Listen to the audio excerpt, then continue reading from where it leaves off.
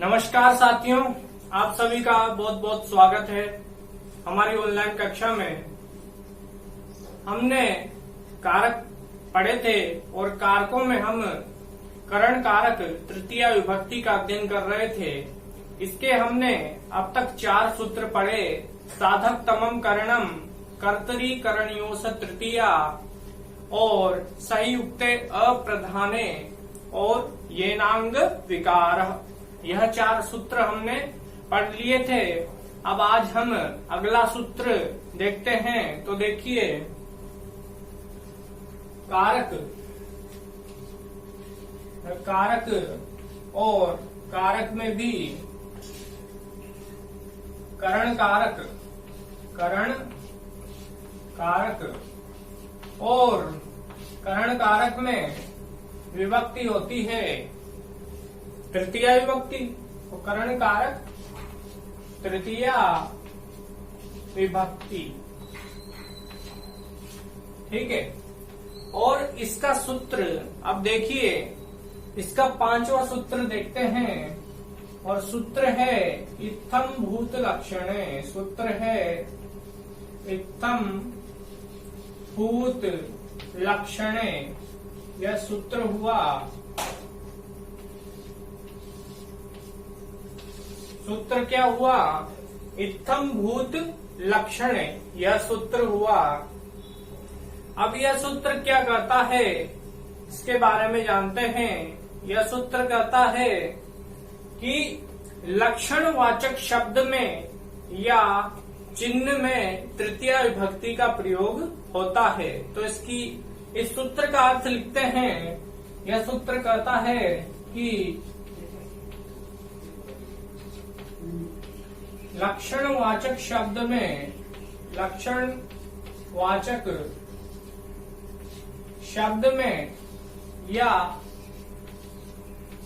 लक्षणवाचक शब्द में या चिन्ह में तृतीया विभक्ति का प्रयोग होता है। कौन सी विभक्ति का? तृतीया विभक्ति का प्रयोग होता है। जैसे यह सूत्र क्या कहता है कि लक्षणवाचक शब्द में या फिर चिन्ह में तृतीया विभक्ति का प्रयोग होता है। तो जिस शब्द से हमें किसी लक्षण का होना पता लग रहा है या कोई चिन्ह है, तो उस लक्षणवाचक शब्द में या चिन्ह में तृतीया विभक्ति का प्रयोग होता है। उदाहरण से देखिए, उदाहरण से समझ में आएगा। उदाहरण है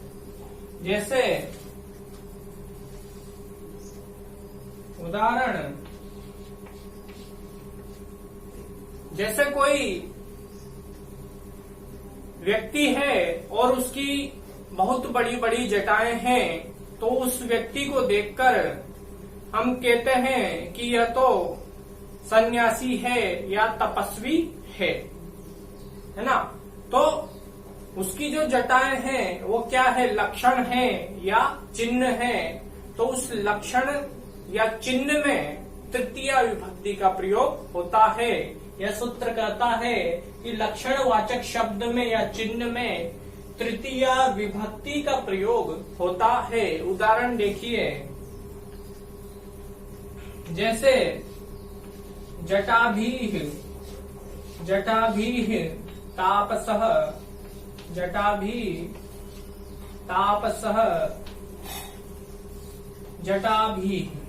जटाओं से तपस्वी लगता है। जैसे कोई व्यक्ति है, उसकी बहुत सारी जटाएं हैं और उन जटाओं को देखकर यह लगता है कि यह तपस्वी है। तो यह जटा भी क्या है? लक्षणवाचक शब्द है। यह लक्षण को बता रहा है। और यह चिन्ह है, जटा चिन्ह है, एक तपस्वी का लक्षण होता है। कि उसकी लंबी लंबी जटाएं होती है। एक तपस्वी बहुत वर्षों तक तपस्या करता है तो उसकी लंबी लंबी जटाएं हो जाती है, और इस कारण से जो यह जटाभी शब्द है इसमें तृतीय विभक्ति हुई है। और यहाँ पर जटा जो है एक नहीं है, एक वचन नहीं है, जटा बहुत सारी है, इसीलिए तृतीय विभक्ति का बहुवचन यहाँ पर लगाया है। विभक्ति कौन सी है? तृतीय विभक्ति, जटाभीः। जटाओं से तपस्वी लगता है या तपस्वी प्रतीत होता है। तो इस सूत्र के अनुसार लक्षणवाचक शब्द है जटा, जटा लक्षण है और चिन्ह है। ठीक है, तो लक्षण और चिन्ह में, लक्षणवाचक शब्द में या चिन्ह में इस सूत्र से तृतीय विभक्ति का प्रयोग होता है। तो जटाभी में हो जाएगी तृतीय विभक्ति, और यह तापसः, जटाओं से तपस्वी लगता है या प्रतीत होता है। अब दूसरा उदाहरण देखिए,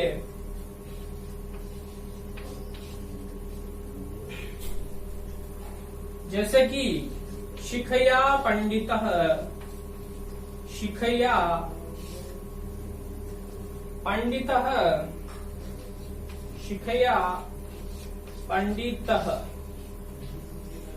अब यह शिखया जो शब्द है इसमें तृतीय विभक्ति हुई है। क्यों हुई है? क्योंकि यह शिखया पंडितः, एक पंडित की पहचान शिखा होती है।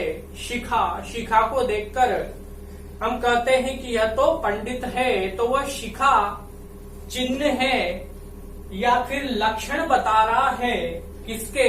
पंडित के, कि यह शिखा से पंडित प्रतीत होता है या शिखा से पंडित है, ऐसा लगता है। तो लक्षणवाचक शब्द यहाँ पर शिखा है और चिन्ह क्या है? शिखा है। तो लक्षणवाचक शब्द होने के कारण या फिर चिन्ह बताने के कारण यह शिखा में तृतीय विभक्ति हुई है। तृतीय विभक्ति का प्रयोग होता है। तो शिखया, शिखा में हो जाएगी तृतीय विभक्ति। शिखया पंडितः, शिखा से पंडित लगता है या प्रतीत होता है। यहाँ तक लिख लीजिए या स्क्रीनशॉट ले लीजिए, उसके बाद आगे बढ़ते हैं। देखिए अगला सूत्र, यह स्पष्ट हुआ। अब अगला सूत्र देखते हैं। देखिए अगला सूत्र,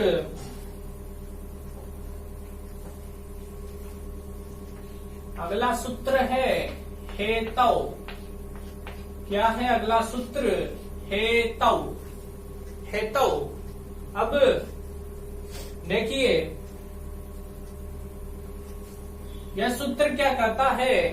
हेतौ, यहां से निकला हेतु, तो यह सूत्र कहता है हेतु, हेतु के अर्थ में, हेतु के अर्थ में या कारण, हेतु के अर्थ में या कारण में, कारण में तृतीय विभक्ति। कौन सी विभक्ति? तृतीय विभक्ति। तृतीय विभक्ति का प्रयोग, तृतीय विभक्ति का प्रयोग होता है, प्रयोग होता है। कौन सी विभक्ति का प्रयोग होता है? तृतीय विभक्ति का प्रयोग होता है। यह सूत्र है हेतु, और यह सूत्र कहता है कि हेतु के अर्थ में, हेतु का अर्थ होता है कारण, है ना? तो हेतु के अर्थ में या कारण में तृतीय विभक्ति का प्रयोग होता है। जो भी कारण हो या जो भी हेतु हो उसमें तृतीय विभक्ति का प्रयोग होता है। यह सूत्र कहता है, इसको एक उदाहरण से समझते हैं। जैसे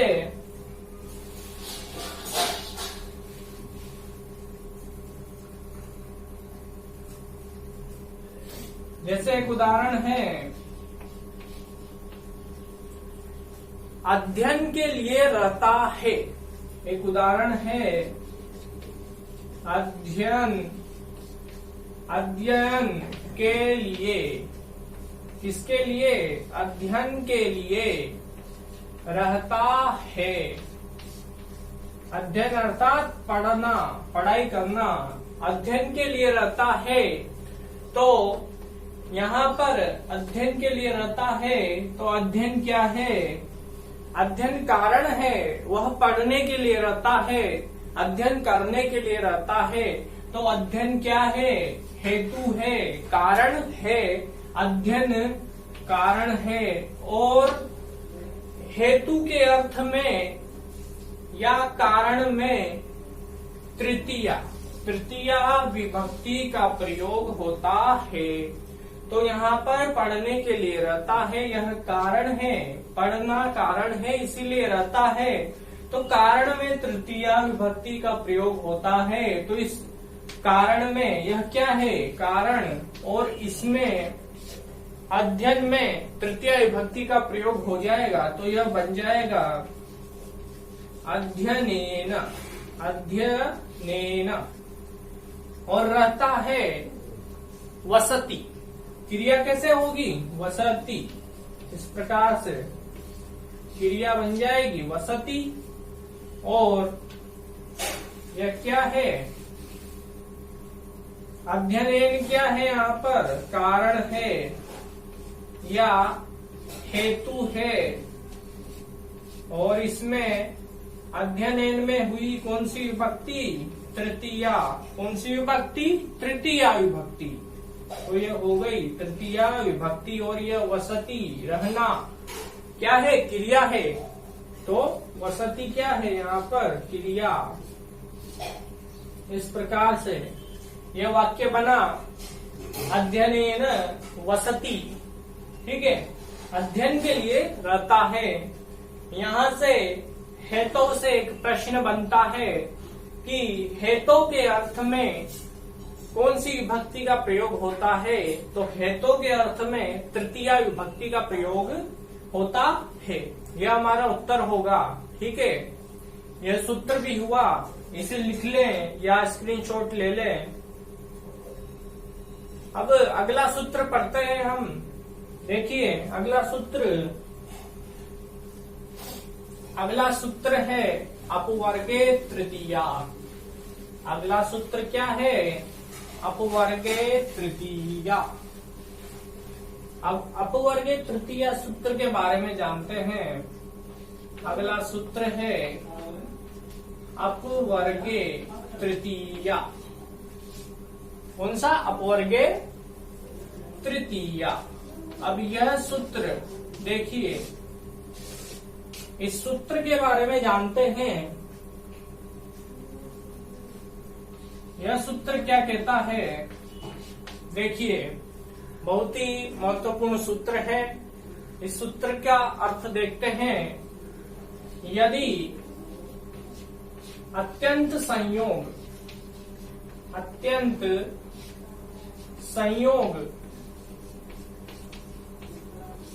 या निरंतरता, यदि अत्यंत संयोग या निरंतरता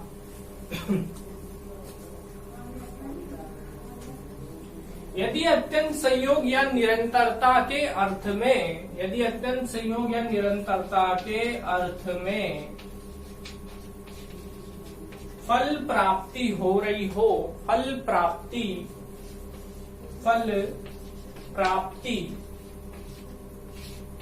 हो रही हो, तो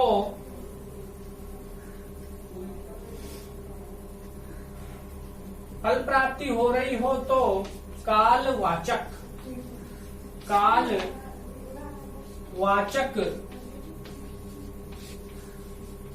या मार्गवाचक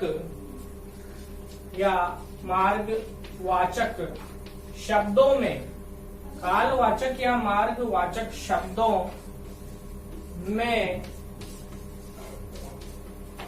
में तृतीय विभक्ति का प्रयोग होता है। कौन सी विभक्ति का प्रयोग होता है? तृतीया। तृतीया विभक्ति का प्रयोग, तृतीया विभक्ति का प्रयोग होता है। यह प्रयोग होता है।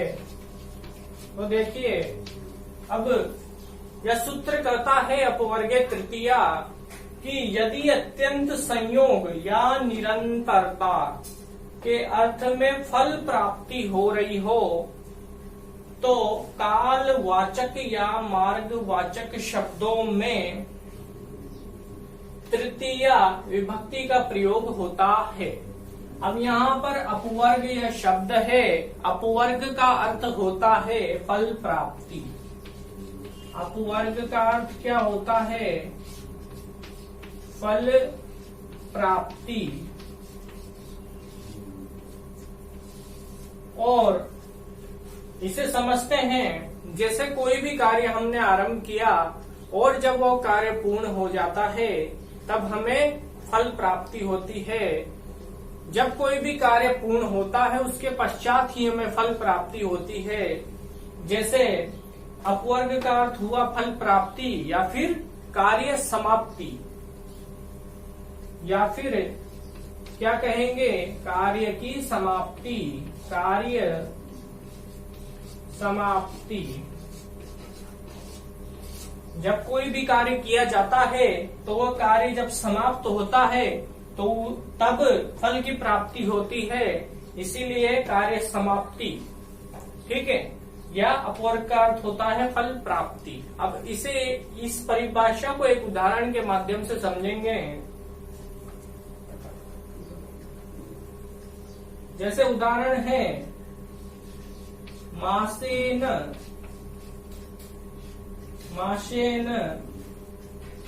अधीतः, मासेन अधीतः ग्रंथः, मासेन अधीतः ग्रंथः। अब इस उदाहरण में देखिए,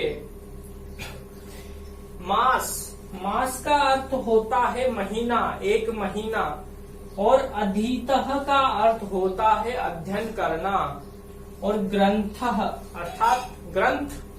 तो यह वाक्य देखिए, इसमें कोई व्यक्ति है, कोई विद्वान है, वह मास भर तक अध्ययन करता है। किसका? ग्रंथ का अध्ययन करता है, और वह एक महीने में ग्रंथ को पढ़ता है, अर्थात वह ग्रंथ को पूरा पढ़ लेता है। ठीक है, तो मासेन अधीतः ग्रंथः, मास भर में एक महीने में ग्रंथ को पढ़ लिया है। अब एक महीने में उसने पूरा ग्रंथ पढ़ लिया है तो उससे क्या हो गई? फल प्राप्ति हो गई। ठीक है, एक महीने में उसने उस पूरे ग्रंथ का अध्ययन कर लिया है तो वह फल प्राप्ति हो गई उसे। एक महीने में उसने कार्य समाप्त कर दिया, कार्य समाप्ति। कार्य क्या हो गया? समाप्त हो गया, और कार्य समाप्त होने पर फल प्राप्त होता है। तो यह सूत्र क्या कहता है कि यदि अत्यंत संयोग या निरंतरता अर्थ में, अब वह निरंतर पढ़ रहा है, वह एक महीने तक निरंतर पढ़ रहा है, वो प्रतिदिन पढ़ रहा है, तो यहाँ पर क्या है? निरंतरता के अर्थ में अत्यंत संयोग हो रहा है। वह निरंतर पढ़ता है, एक महीने तक वह निरंतर पढ़ रहा है। ठीक है, अब इससे क्या है? फल प्राप्ति हो रही है। उसने एक महीने में पूरा ग्रंथ पढ़ लिया है, या फल प्राप्ति हुई। तो कालवाचक या मार्गवाचक शब्दों में तृतीय विभक्ति का प्रयोग होता है। तो यहाँ पर मास एक महीना जो है समय है, और काल, यह कालवाचक, काल को बोलते हैं हम समय, तो यह मास यहाँ पर कालवाचक शब्द है। तो कालवाचक या मार्गवाचक शब्दों में तृतीय विभक्ति का प्रयोग होता है, इसीलिए यहाँ पर मासेन तृतीय विभक्ति हुई है।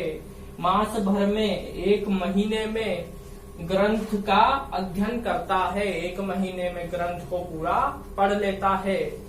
इसी तरह का एक और सूत्र हमने आपको पहले की कक्षा में बताया था, जैसे कि काला ध्वनोर अत्यंत संयोगे।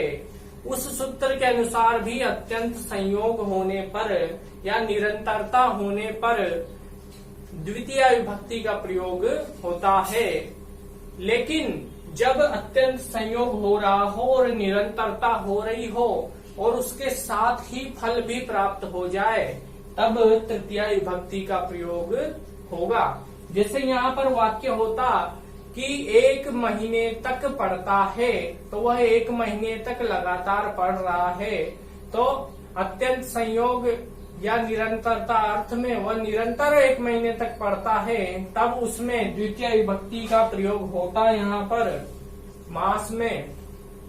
लेकिन यहाँ पर अत्यंत संयोग और निरंतरता तो है ही, साथ में फल भी प्राप्त हो रहा है। और जब अत्यंत संयोग या निरंतरता हो और साथ में फल भी प्राप्त हो जाए, तब होती है तृतीय विभक्ति। इस सूत्र से अपवर्गे तृतीय सूत्र से मासेन अधितः ग्रंथ, 1 मास में ग्रंथ का अध्ययन करता है, अध्ययन पूरा कर लेता है, कार्य समाप्त हो गया और फल प्राप्ति हो गई, इसलिए इसमें तृतीय विभक्ति का प्रयोग हुआ। मासेन में कौन सी विभक्ति?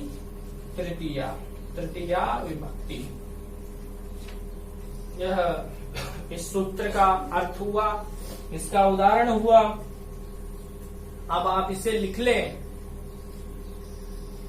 और